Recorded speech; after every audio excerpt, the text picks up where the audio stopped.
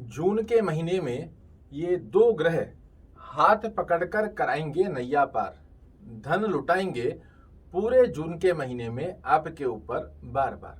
नमस्कार, यदि आप भी मीन राशि या मीन लग्न के जातक हैं तो आज के इस कार्यक्रम में आप पूरे जून के महीने में नव ग्रहों की स्थितियां किस प्रकार आपके जीवन में नई गतिविधियां प्रदर्शित करेगी, यही जानकारी लेकर आपके सामने उपस्थित हुआ हूं। साथ ही बताऊंगा वो कौन से दो ग्रह हैं जो जून के महीने में आपके ऊपर बरसाने जा रहे हैं अपना आशीर्वाद और किस प्रकार से दिलाएंगे आपको सफलता।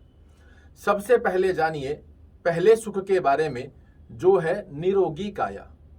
यहां आपके लग्न के स्वामी देवगुरु बृहस्पति द्वितीय भाव में आकर विराजित हुए हैं। हालांकि राहु के साथ बैठे हैं, किंतु लग्नेश की स्थिति सबसे ज्यादा बलवान अवस्था में बनी हुई है और इस स्थिति के आधार पर निसंकोच होकर कहा जा सकता है कि जून का महीना आपके स्वास्थ्य दृष्टिकोण की स्थिति में बड़ा ही पुष्ट होता हुआ दिखाई देगा। दूसरी स्थिति क्या है? तो दूसरी स्थिति है धन की माया।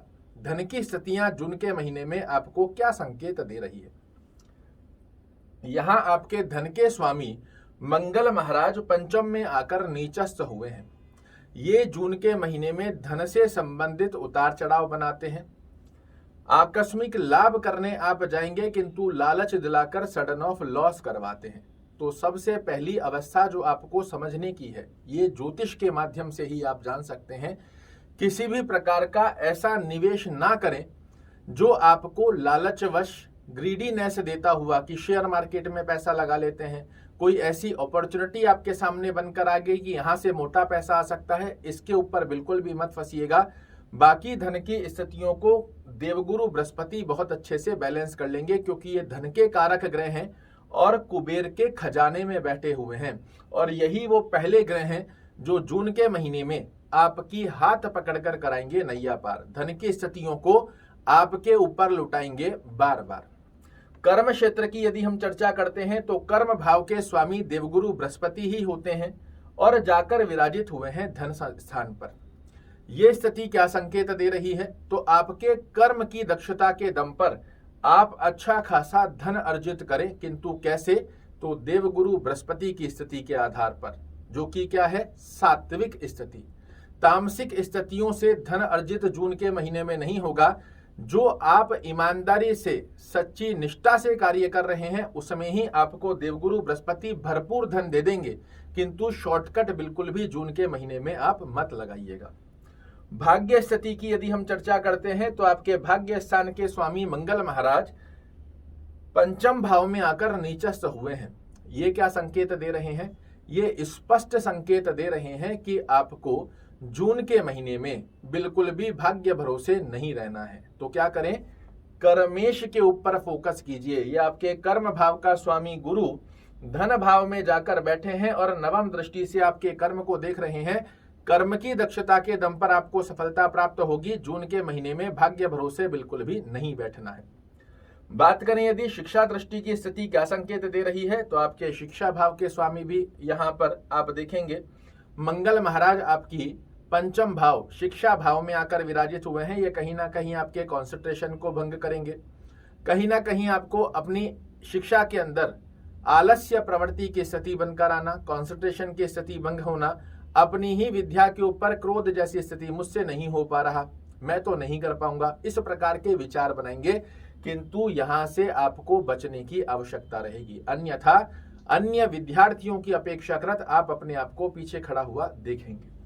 यात्रा की यदि हम चर्चा करते हैं तो मैं कहूंगा यदि आप व्यापारिक यात्रा कर रहे हैं या भौतिक सुखों को प्राप्त करने की, 17 जून से पहले आप यात्रा कीजिए। इसमें आपको निश्चित रूप से अच्छी सफलता और कर्म क्षेत्र से की गई यात्राओं में श्रेष्ठकारी फल देखने को मिलेंगे। 17 जून के पश्चात यदि कोई आवश्यक स्थिति बनती है तो ही आप यात्रा करें, अन्यथा यात्रा से बचना चाहिए। दाम्पत्य जीवन की यदि हम चर्चा करते हैं तो दाम्पत्य भाव के स्वामी बुध महाराज आपके लिए बने हुए हैं। कहां पर? तो द्वितीय भाव के अंदर। कब तक? तो 7 जून तक। 7 जून के बाद ये आपके पराक्रम भाव में चले जाएंगे। ये भी कहीं ना कहीं दाम्पत्य जीवन में अंडरस्टैंडिंग रिलेटेड इशू क्रिएट करते हैं, किंतु ज्यादा समय नहीं है। 24 जून को जब ये अपने ही घर में आपके चतुर्थ भाव में आ जाएंगे, यहां से चीजें बहुत अच्छे से बैलेंस होंगी। किंतु 7 जून से लेकर 24 जून की मध्य स्थिति में आप अपने दाम्पत्य जीवन में बिना फिजूली की उलझने, अंडरस्टैंडिंग, मिसअंडरस्टैंडिंग क्रिएट ना होने दें, इसका विशेष रूप से ध्यान रखना होगा। बात करें यदि प्रेम संबंध की स्थिति क्या संकेत दे रही है, तो प्रेम संबंधों की स्थिति का योग यहां पर आप देखेंगे पंचम भाव, ये प्रेम संबंध की स्थिति का योग भी है। यहां नीचस्थ मंगल महाराज बैठे हैं और उनके साथ में शुक्र देव भी रहेंगे। ये कहीं ना कहीं प्रेम संबंध में लिप्त व्यक्तियों के लिए अच्छा संकेत नहीं माना जाता। ये आपके लिए दोनों के बीच में मिसअंडरस्टैंडिंग भी करता है, ये अलगाव भी करता है और ये प्रेम संबंध को छुटवा भी देता है। तो विशेष रूप से ध्यान रखिए, प्रेम संबंधों की गतिविधि में आपको ओवर एक्सपेक्टेशन करना, ओवर रिएक्ट करने से पूर्ण रूप से बचना चाहिए।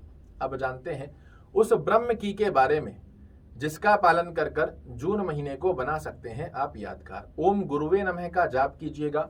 धन की स्थितियां पुष्ट होगी, कर्म की स्थितियां पुष्ट होगी, व्यक्तित्व की स्थितियां पुष्ट होगी। इसी के साथ में जीवन में चल रहे ऑब्स्टेकल रिमूव होंगे, जॉब में अच्छी स्थिति का योग बनकर आएगा और धन की स्थितियां बहुत अच्छे से लाभ देने वाली है। शुभ रंग कौन सा रहेगा, तो पीला रंग, केसरिया रंग, नारंगी रंग आपका शुभ रंग माना जाएगा। शुभ दिन कौन सा है, तो गुरुवार और बुधवार का चयन कर कर कोई भी बड़ा कार्य करते हैं उसमें निश्चित रूप से मिलेगी आपको सफलता।